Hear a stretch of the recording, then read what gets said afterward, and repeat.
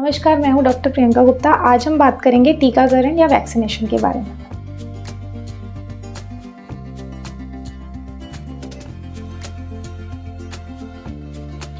देखिए, टीकाकरण क्या होता है, वैक्सीन क्या होता है, पहले मैं आपको एक बेसिक वैक्सीन होता क्या है वो मैं बताऊंगी आपको।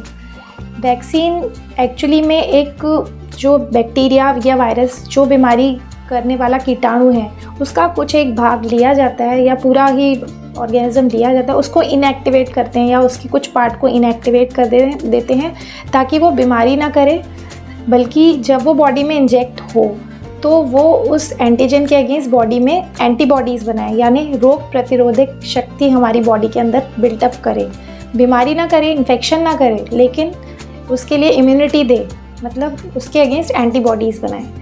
तो बेसिक कॉन्सेप्ट होता है ये वैक्सीन का। तो आजकल काफ़ी सारे नए वैक्सीन्स भी आ गए हैं, काफ़ी पुराने वैक्सीन्स भी चल रहे हैं। तो ये सब हम हमारे बच्चे को देते हैं इम्यूनिटी, जो कि एंटीबॉडीज़ के फॉर्म में होती है। इन कुछ वैक्सीन्स लाइफ लॉन्ग प्रोटेक्शन देते हैं, उनके सिंगल डोज ही सफिशेंट होते हैं। कुछ वैक्सीन्स की इम्यूनिटी थोड़े दिनों बाद कम हो जाती है, तो हमें बूस्टर डोजेस देने पड़ते हैं। तो आज हम बात करेंगे इन्हीं सारे वैक्सीन्स के बारे में और इनके शेड्यूल के बारे में। वैक्सीनेशन का जो शेड्यूल है वो बर्थ से ही शुरू हो जाता है, जन्म से ही बच्चे का टीकाकरण शुरू हो जाता है। और इनफैक्ट छोटे बच्चों में ज़्यादा टीके लगते हैं, क्योंकि उन बच्चों में इम्यूनिटी बिल्कुल भी नहीं है। मदर से थोड़ी बहुत कुछ एंटीबॉडीज़ आती हैं, वो कुछ बीमारियों के लिए प्रोटेक्शन देती हैं, ज़्यादातर बीमारियों के लिए हमें उन्हें वैक्सीनेशन देना पड़ता है। तो हम स्टार्ट करते हैं शेड्यूल्स के बारे में। बच्चा जब बॉर्न हुआ है तो उसके बर्थ डोजेज़ लगते हैं BCG, हेपेटाइटिस बी और पोलियो ड्रॉप्स। BCG होता है टीबी के लिए टीका। ट्यूबरकुलोसिस आप सब जानते होंगे, ट्यूबरकुलोसिस एक भयानक बीमारी है जो लंग्स को इफ़ेक्ट करती है, इवन ब्रेन को और बॉडी के किसी भी पार्ट को इफ़ेक्ट कर सकती है। तो BCG टीका होता है ट्यूबरकुलोसिस का, जो जन्म पे ही लगता है, जो बच्चे के बाएं बाजू पर लगता है और जन्म पे ही बच्चा जहाँ भी डिलीवरी हुआ है वहाँ बर्थ पे ही लग जाता है, तभी छुट्टी होती है। उसके अलावा हेपेटाइटिस बी का बर्थ डोज जो लगता है वो भी जन्म पे लगता है। वो होता है लिवर की बीमारी। हेपेटाइटिस वायरस लिवर को इफेक्ट करता है, लिवर की क्रोनिक डिजीजेस करता है, तो हेपेटाइटिस बी का टीका भी जन्म पे लगता है। स्पेशली उन बच्चों में जिनमें की मदर को हेपेटाइटिस बी पॉजिटिव है, उनमें वो विदिन 24 आवर्स लगना बहुत ज़रूरी होता है। तीसरा है पोलियो ड्रॉप्स, जन्म पे पोलियो की पहली खुराक।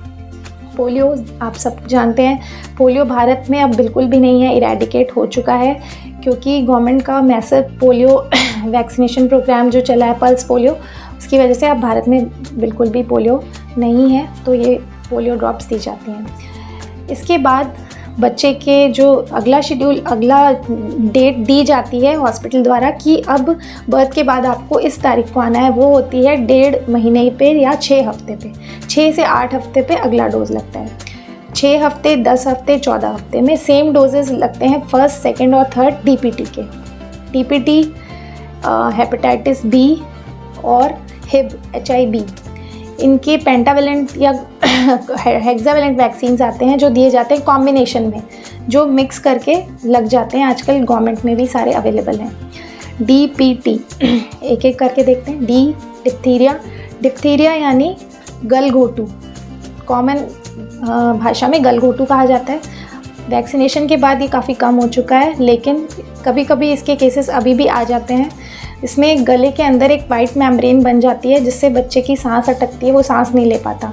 अगर इस बीमारी को ट्रीट ना किया जाए तो बच्चे की जान भी जा सकती है। तो ये एक जानलेवा बीमारी है। इसका टीका है हमारे पास, बहुत अच्छी बात है। तो ये लाइफ सेविंग वैक्सीन है डिप्थीरिया। दूसरा पर्ट्यूसिस मतलब काली खांसी।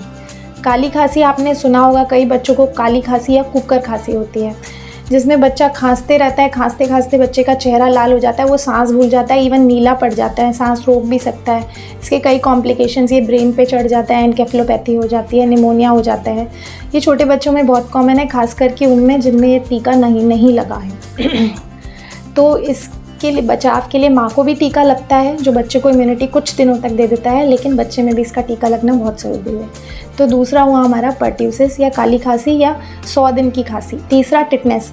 टिटनेस आप सभी लोग जानते होंगे, टिटनेस में शरीर अकड़ जाता है, दौरे आते हैं। पहले बहुत ज़्यादा कॉमन था, नियोनेटल टिटनेस बहुत कॉमन था। ये चोट में या फिर बच्चे की नाल में गंदी गोबर या गंदी चीज़ें लगाने से भी हो जाता था, और चोट लगने में भी इन्फेक्टेड वूंड से ये टिटनेस का बैक्टीरिया फैलता है। तो ये DPT, डिप्थीरिया, काली खांसी, गलघोटू, पर्ट्यूसिस, काली खांसी, टिटनेस। इसके अलावा हमारे पोलियो के इंजेक्शन भी लगते हैं इस टाइम पे। HIV, हिब, ये एक बैक्टीरिया होता है, दिमागी बुखार का टीका। तो ये सब मिक्स होके अपने लग जाते हैं। हेपेटाइटिस BP इनके संग लग जाता है, जो बर्थ पे हमने देखा था, जो लिवर की प्रॉब्लम्स करता है। इसके अलावा रोटा वायरस भी आजकल गवर्नमेंट सप्लाई में आ चुका है। रोटा वायरस एक भयंकर डायरिया करता है, एक वायरस है, बहुत ज़्यादा डायरिया कर देता है और जानलेवा डायरिया करता है। फिर होता है निमोनिया का टीका। निमोनिया जो बच्चों में खास करके बैक्टीरियल निमोनियाज होते हैं, उनका टीका। तो ये सारे टीके लगते हैं 6 हफ्ते पे। तो 6 हफ्ते पे कई सारे टीके लगते हैं जो मिक्स होके लग जाते हैं। बच्चे को बहुत ज़्यादा प्रिक नहीं होते हैं, आजकल कॉम्बिनेशन वैक्सीन आ गए हैं, मिक्स होके लग जाते हैं। 2-3 प्रिक में काम हो जाता है। तो इतने सारे टीके सिर्फ 2 या 3 प्रिक में हो जाते हैं। तो 6 हफ्ते, 10 हफ्ते और 14 हफ्ते में इन्हीं के फर्स्ट और सेकेंड और थर्ड डोज लगते हैं, जो मैंने आपको ये टीके बताया। और मैंने साथ में आपको बीमारियाँ भी बताई, किन बीमारियों के लिए ये टीके होते हैं। उसके बाद टीका आता है 9 महीने पे खसरे का। खसरे के टीके के साथ साथ आजकल रुबेला और कन्फेड के टीके भी साथ में लगते हैं। उसके बाद 18 महीने पे जो ये 6, 10 और 14 सप्ताह पे लगे DPT वाले टीके, दिमागी बुखार वाले टीके, निमोनिया वाले टीके, इनके बूस्टर लगते हैं, क्योंकि उनकी इम्यूनिटी कम हो गई है एज के साथ। तो फिर 18 महीने पे इनका बूस्टर, इनकी इम्यूनिटी वापस से इंक्रीज़ करने के लिए टीका लगता है। फिर लगते हैं 5 साल पे। 5 साल पे इसी का सेकेंड बूस्टर डोज लगता है, DPT का सेकेंड बूस्टर डोज। तो ये कुछ बेसिक वैक्सीन्स हैं। इसके अलावा कुछ ऑप्शनल वैक्सीन्स भी आ गए हैं, जैसे 6 और 7 महीने में फ्लू का टीका, जैसे अब फ्लू शॉट बोलते हैं। आजकल फ्लू वायरस से काफ़ी जाने भी जा चुकी हैं। इवन कोविड जब हुआ था, तो कोविड की बीमारी से बचाव के लिए भी फ्लू वैक्सीन रिकमेंड किया जाता, क्योंकि वायरस वो कुछ इसी तरह का लंग में बहुत ज़्यादा सीवियर निमोनिया कर देता है। उसके अलावा 10 महीने, 12 महीने और 15 महीने पे भी कुछ और ऑप्शनल टीके होते हैं, जो गवर्नमेंट सप्लाई में नहीं है लेकिन अवेलेबल हैं। उन्हें हम ऑप्शनल वैक्सीन्स कहते हैं, जैसे कि छोटी माता का टीका, चिकन पॉक्स, हेपेटाइटिस A का टीका, जो गंदे पानी से जो पीलिया होता है हेपेटाइटिस, उसका टीका, वो लगता है 1 साल पे। और इसके अलावा कुछ अदर ऑप्शनल वैक्सीन हैं जो भी अवेलेबल हैं। वैक्सीन्स बहुत ज़्यादा सेफ़ हैं, बहुत ही कम चांसेस हैं कोई भी एडवर्स इवेंट्स होने के। कुछ कॉमन साइड इफ़ेक्ट, जो माइल्ड साइड इफ़ेक्ट्स हो सकते हैं, जैसे कि खासकर DPT वैक्सीन्स की वजह से कई बार जहाँ टीका लगता है वहाँ थोड़ी सी गांठ सूजन हो सकती है, वो टाइम के साथ चली जाती है। फीवर आ सकता है, बच्चा चिड़चिड़ा हो सकता है। तो ये भी 2 से 3 दिन का रहता है। 2 से 3 दिन आपके डॉक्टर आपको बुखार की, दर्द की दवाई दे देते हैं, बर्फ़ का सेक आपको बताते हैं।